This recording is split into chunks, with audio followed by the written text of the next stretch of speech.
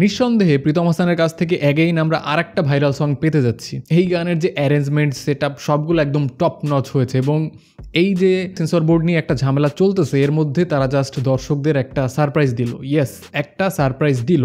এখন এই যে গানের প্রোমোটার যে রান টাইম খুবই শর্টে অনেক ব্যাপার কিন্তু এখানে দেখানো হচ্ছে। এই গানটার কিন্তু সেট আপটা সেই লেগেছে আমার কাছে, পার্সোনালি সেই লেগেছে। এই যে নায়িকা নুসরাত জাহান থেকে শুরু করে পুরো গানের যে সেট আপ জাস্ট ফ্যান্টাস্টিক হয়েছে। এবং অ্যাগেইন এর আগেও যে ব্যাপারটা আমি বলেছি যে প্রীতম হাসানের বর্তমান যুগের যে লিসেনার আছে, ইয়ং অডিয়েন্স আছে অথবা বিভিন্ন বয়সী যে শ্রোতা আছে, তাদেরকে কিন্তু প্রীতম হাসান চমৎকারভাবে টার্গেট করতে পারে। এবং তার ক্যারিয়ারের শুরু থেকে যদি আপনি খেয়াল করেন, তিনি কিন্তু এই কাজটা করে এত জনপ্রিয়তা অর্জন করেছে। ক্লাসিক কাজও করে, ডেফিনেটলি করে, বাট তিনি কিন্তু মাস পিপলকে টার্গেট করে, হিউজ অ্যামাউন্ট অফ দর্শককে কিন্তু টার্গেট করে একটা গান ডিজাইনের ক্ষেত্রে।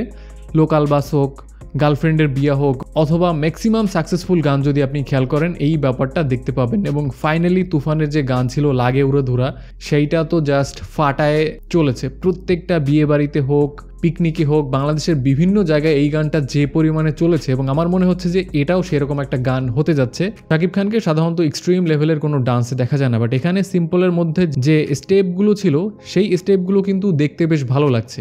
মানে গানের সাথে সাথে, মিউজিকের সাথে সাথে কিন্তু এই ব্যাপারগুলো দেখে আলাদা একটা মজা এসে যাচ্ছে। গানটা আসতে যাচ্ছে শাকিব খানের জন্মদিন উপলক্ষে, 28 তারিখ, এবং এই দিনে কিন্তু তাণ্ডবের একটা আপডেট আসতে পারে। ধারণা করা যাচ্ছে যে এই দিন হয়তো তাণ্ডবের একটা ফার্স্ট লুক প্রকাশ করা হতে পারে। তো যদি সেটা হয় দেন ভয়ঙ্কর লেভেলের একটা আলোচনা কিন্তু সেদিন হতে যাচ্ছে এই গানটা নিয়ে, পাশাপাশি তাণ্ডবের ফার্স্ট লুক নিয়ে। তো দেখা যাক ফাইনালি কি হয়। এবং সর্বোপরি এই গানের যে সেট আপ বলেন, গানের মিউজিক বলেন, সব ব্যাপারই আমার কাছে বেশ ভালো লেগেছে। তবে একটা ব্যাপার নিয়ে আমার কিন্তু কমপ্লেইন আছে এখানে, সেটা হলো এই গানটার আগে যে গানটা এসেছে নিঃশ্বাস, সেই গানটা আমার মনে হয় না যে প্রকাশ করার কোনো দরকার ছিল সিনেমা রিলিজের আগে। কারণ অলরেডি এই সিনেমা নিয়ে যে হাইপ তৈরি হয়েছে, এরপরে এই যে গানটা মুক্তি দেওয়া হয়েছে নিঃশ্বাস, সেই গানটা কিন্তু নতুন কোনো লেয়ার অ্যাড করতে পারে না, বরঞ্চ সেই গানটার মাধ্যমে সিনেমার বেশ কিছু জরুরি ব্যাপার কিন্তু প্রকাশ হয়ে গেছে। সো আমার মনে হয় না যে এরকম গান রিলিজ করার আদৌ কোনো দরকার ছিল। এবং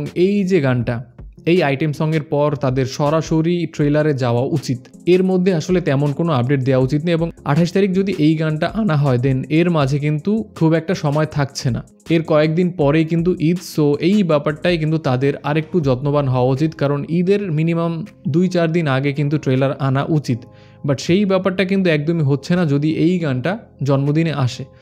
সো আমার মনে হয় যে এই গানটা যদি নিঃশ্বাসের জায়গায় আনা হতো, দেন ফাইনালি ট্রেলারটা আনা হতো, সেটা আরও বেশি ফ্যান্টাস্টিক হতে পারতো। এটা জাস্ট আমার পার্সোনাল মতামত। আমি জানি না যে এই ব্যাপার নিয়ে আপনাদের কি মতামত। সো সব মিলিয়ে গানটা আমার কাছে চমৎকার লেগেছে। গানটা আপনার কাছে কেমন লেগেছে আপনি চাইলে কমেন্টে জানাতে পারেন।